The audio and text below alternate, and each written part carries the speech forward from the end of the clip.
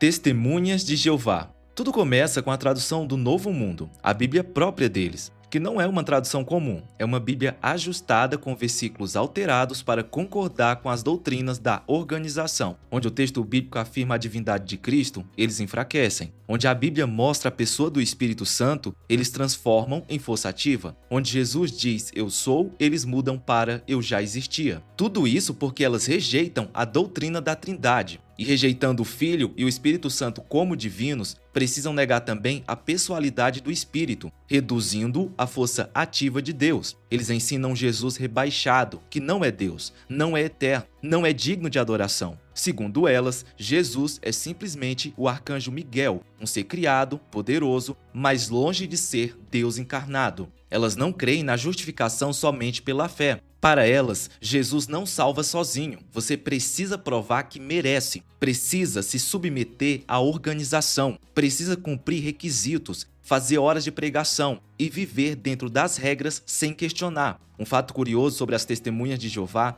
é que todas as suas previsões escatológicas falharam. Primeiro em 1914, depois 1915, anunciando o Armagedon e a queda dos governos. Nada aconteceu. Então veio 1918, quando, segundo a Torre de Vigia, Deus destruiria as igrejas e seus membros aos milhões. Seria o fim da cristandade. Novamente, nada aconteceu. Para 1925, eles garantiram que Abraão, Isaac e Jacó ressuscitariam fisicamente para governar a terra. Não precisamos sequer dizer que nada aconteceu. Já para 1975, eles anunciaram o início do milênio, o tão esperado reino de Cristo. Mais uma vez, nada aconteceu e quem reclamou foi expulso. E para finalizar, elas criaram a famosa doutrina da geração de 1914 que não passaria antes do fim. Essa geração passou e tudo permanece como sempre esteve. Igreja da Unificação. Essa igreja foi fundada por um homem que afirmava ser nada menos do que o novo Messias. Segundo a Igreja da Unificação, Jesus veio para salvar o mundo, mas não conseguiu. Para Moon, a missão de Jesus era casar, formar uma família perfeita e iniciar uma linhagem pura na Terra. Como ele morreu solteiro, sua obra ficou incompleta. Então Deus teria procurado outro homem, Moon, para assumir o cargo de Messias final. Ele e sua esposa formariam o casal perfeito, os verdadeiros pais, responsáveis por criar uma nova humanidade espiritual. Se isso soa estranho, é porque é. Para eles, a Bíblia é insuficiente. Moon criou a versão correta para divulgar sua revelação. Ele escreveu o Princípio Divino, que funciona como uma nova escritura para os seguidores. Nessa obra, ele nega a trindade tradicional, Pai, Filho e Espírito Santo, redefinindo a relação entre Deus, Jesus e humanidade. Defende que a queda envolveu um relacionamento sexual prematuro e inadequado entre Eva e Lúcifer. Esse ato teria transmitido o pecado original espiritual à humanidade. O livro ainda diz que a Bíblia é confusa e incompleta. Moon é quem traz a explicação definitiva. E uma das práticas mais famosas dos Moons são os casamentos coletivos, cerimônias gigantescas com milhares de casais escolhidos por Moon. O propósito por trás disso não é apenas casamento, mas purificação espiritual. Moon ensinava que ao serem abençoados por ele e sua esposa, os casais iniciariam uma linhagem restaurada, livre da corrupção hereditária causada por Adão e Eva. A Igreja da Unificação tem uma forte cultura de obediência. Ex-membros relatam controle psicológico, manipulação emocional e exigência de lealdade total. É uma estrutura que se alimenta da submissão.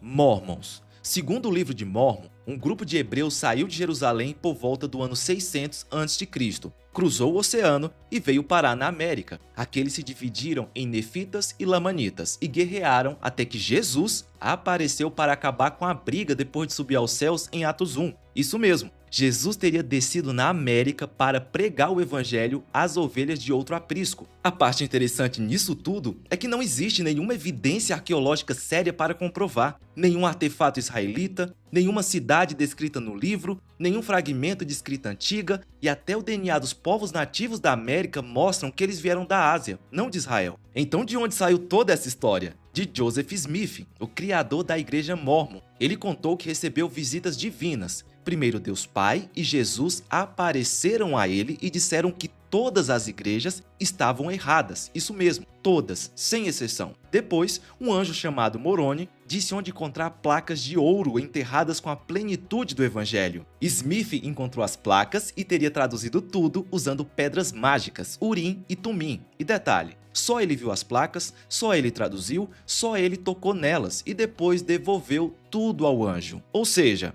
não dá para confirmar nada dessa tradução de forma independente. O Livro de Mórmon saiu em 1830 e ao longo dos anos sofreu muitas alterações. E tem mais, um dos textos sagrados do cânon mórmon, contido em A Pérola de Grande Valor, o Livro de Abraão, foi supostamente traduzido por Smith a partir de papiros egípcios que sumiram. Só que esses mesmos papiros reapareceram em 1966. Mas especialistas confirmaram que eram textos funerários comuns, escritos milhares de anos depois de Abraão e sem nenhuma relação com ele. Isso desmanchou completamente a ideia de que Smith sabia traduzir egípcio antigo e ainda colocou em dúvida seu caráter. E a parte teológica é tão curiosa quanto a histórica. Os mormons acreditam que Deus Pai já foi um homem mortal em outro planeta. Ele viveu, foi fiel, evoluiu e depois virou Deus. Sim, Deus se tornou Deus. Pai, Filho e Espírito Santo não são um Deus em três pessoas, são três deuses separados, dois com corpos físicos. Jesus e Lúcifer seriam irmãos espirituais, porque todos são filhos literais de Deus. Ainda falando de Cristo, segundo Orson Hyde, um dos presidentes da igreja, Jesus era casado, inclusive com as Marias. Isso nunca virou doutrina oficial, mas também nunca foi totalmente abandonado pelo imaginário popular mórmon. Falando em casamentos, Joseph Smith praticou poligamia pesada. Ele casou-se com 40 mulheres, incluindo meninas de 14 anos e esposas de outros homens. Quando a poligamia começou a queimar o filme da igreja nos Estados Unidos, veio uma revelação divina dizendo que Deus estava cancelando tudo.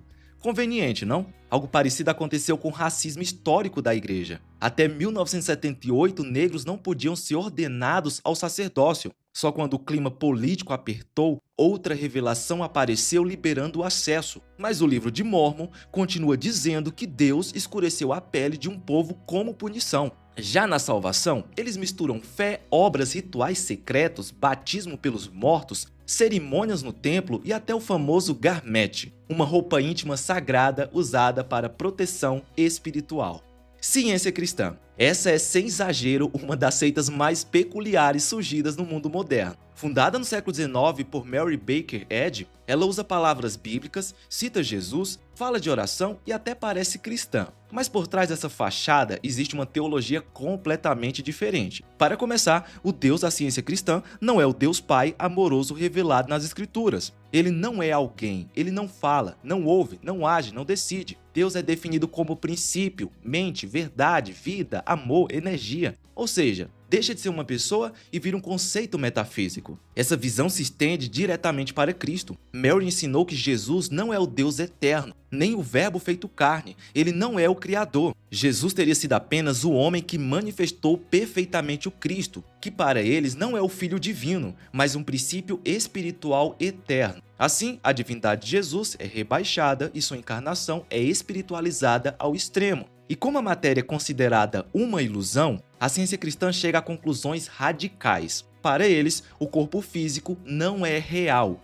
a dor não é real, o sangue não é real e a crucificação não foi uma morte verdadeira, foi apenas uma percepção errada da mente humana. A ressurreição também não foi física, apenas uma demonstração espiritual. Isso abre caminho para outra crença central. O mal não existe, o pecado não existe e o sofrimento é fruto de crenças erradas. Tudo que parece negativo seria apenas um erro de percepção. E a solução seria corrigir a mente. E é aqui que entra o ponto mais conhecido da ciência cristã, a negação da doença. Eles ensinam que enfermidades não têm existência real. Se alguém adoece, o problema não é o corpo, mas a mente. E a cura viria confessando que a doença é uma mentira, uma ilusão que desaparece quando a pessoa alinha seu pensamento com a verdade. Historicamente, isso levou muitos adeptos a rejeitarem médicos, remédios e tratamentos. Hoje, eles dizem que cada um é livre para decidir, mas a ênfase continua sendo totalmente na cura espiritual. No fim, a própria Mary morreu, como qualquer pessoa, sem superar a irrealidade que ela mesma pregava. E quanto ao futuro?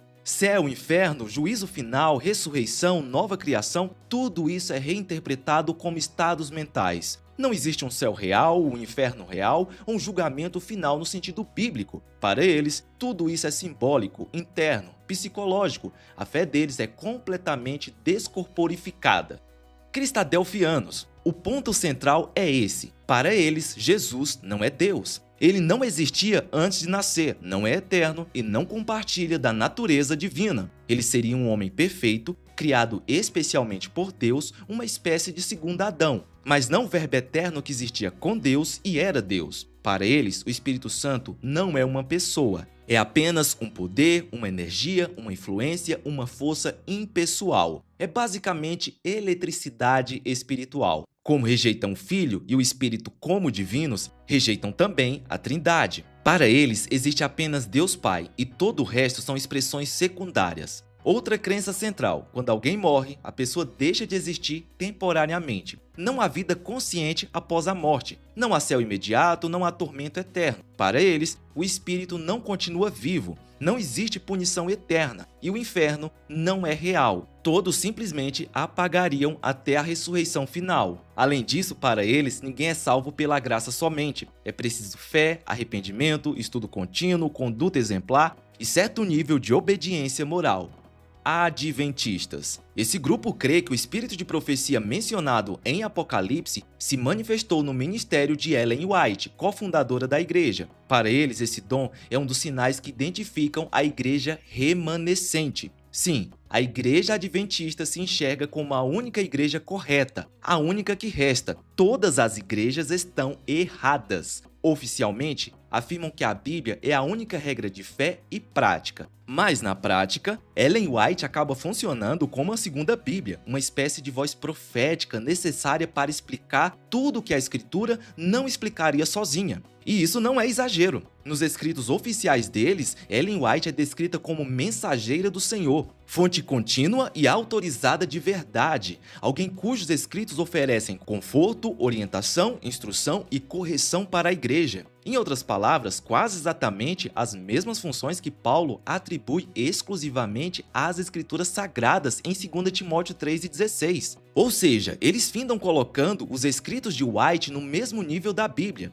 Outra característica dos adventistas é que eles não apenas guardam o sábado, eles creem que a guarda do sábado importa para a salvação. Ellen White relatou que em uma de suas visões, um anjo a levou à cidade santa. E ali, entrando no Santo dos Santos, o próprio Jesus abriu para ela as tábuas da aliança, que se fechavam como livro. E assim ela pôde ver que o mandamento do sábado era o que mais brilhava. Segundo ela, esse mandamento funcionaria como um muro de separação entre os verdadeiros servos de Deus e os incrédulos. Por isso, Ellen White ensinava que guardar o sábado tinha relação direta com a salvação. Além disso, a igreja adventista crê que no futuro, aqueles que guardarem o domingo receberão a marca da besta. E os adventistas também creem em outras ideias no mínimo curiosas. Para eles, não apenas a Terra é habitada, existem outros mundos não caídos com seus Adões gigantes sem pecado. Fundamentação bíblica para isso? Nenhuma. Outra doutrina central é o juízo investigativo. Segundo o Adventismo, desde 1844, Jesus está no Santo dos Santos, do Santuário Celestial, realizando uma investigação da vida de todos que professaram fé nele.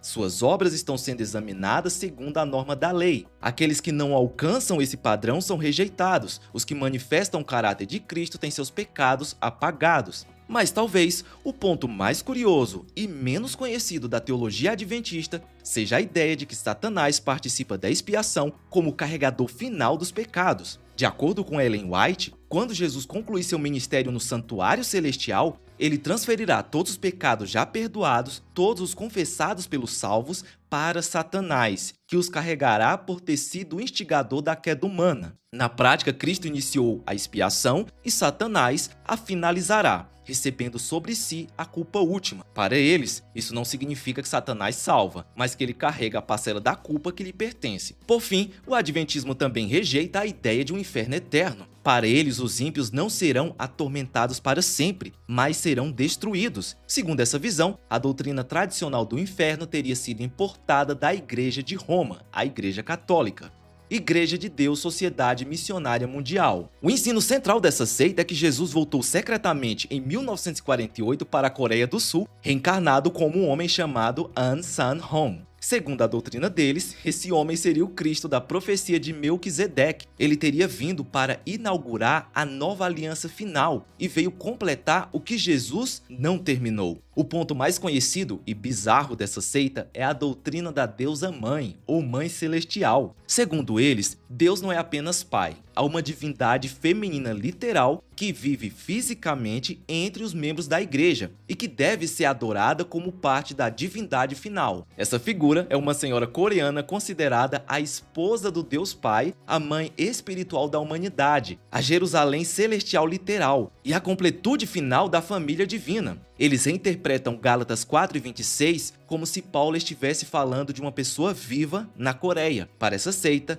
não basta crer em Jesus, você precisa participar da ceia da nova aliança, somente na igreja deles, guardar o sábado, seguir as festas do Antigo Testamento reinterpretadas, obedecer sem questionar a liderança e reconhecer a Mãe Celestial como divindade. Ex-membros relatam monitoramento de rotina, exigência de dedicação total, afastamento de familiares que não aceitam a doutrina, medo constante de perder a salvação, pressão emocional para recrutar novos membros. Comunidade cristã. Essa seita nasceu em 1922 com o apoio direto de Rudolf Steiner, fundador da antroposofia, um sistema esotérico repleto de ideias de reencarnação, karma, evolução espiritual e energias cósmicas. E é a partir dessa base ocultista que eles reinterpretam o cristianismo. Para esse grupo, Jesus não é o Filho eterno de Deus que se fez carne. Eles ensinam que o Cristo é um ser espiritual cósmico que desceu sobre o Jesus no batismo e o abandonou na cruz, ou seja, é uma separação completa entre Jesus e Cristo, um conceito típico do esoterismo europeu do início do século XX. Outro ponto central da doutrina deles é a crença na reencarnação. Para Steiner, a alma passa por múltiplas vidas até alcançar a purificação. Um dos pilares da antroposofia que foi incorporado diretamente pela comunidade cristã. No lugar de redenção única e definitiva, eles oferecem um ciclo contínuo de vidas tentando evoluir. A liturgia do movimento também reflete essa influência esotérica. Seus cultos são construídos com rituais simbólicos, linguagem mística e gestos carregados de significado oculto. Quase uma missa espiritualista que mistura elementos do cristianismo com ocultismo e filosofia hermética. Mas talvez o problema mais profundo seja a visão deles sobre Jesus. Para a comunidade cristã, Cristo não é o único caminho para Deus, mas apenas uma etapa na evolução espiritual da humanidade. Eles não falam sobre pecado, arrependimento ou nova vida em Cristo. Em vez disso, falam sobre desenvolvimento do eu, expansão da consciência e maturidade espiritual. Conceitos muito mais próximos do esoterismo do que do evangelho bíblico. Agora, se você tem interesse de também aprender mais profundamente a Bíblia, eu te convido para conhecer a minha plataforma de estudos Bíblia Ilustrada. Nela você encontrará mapas mentais e videoaulas sobre todos os livros da Bíblia, além de vários outros bônus especiais como um curso de interpretação bíblica, também acompanhado por mapas mentais. Tudo isso para ajudar você a realmente entender a palavra de Deus com profundidade. O link para você conhecer a plataforma está aqui na descrição. E antes de sair, aproveita para assistir ao vídeo que está aparecendo aí na sua tela. Fica na paz e até a próxima!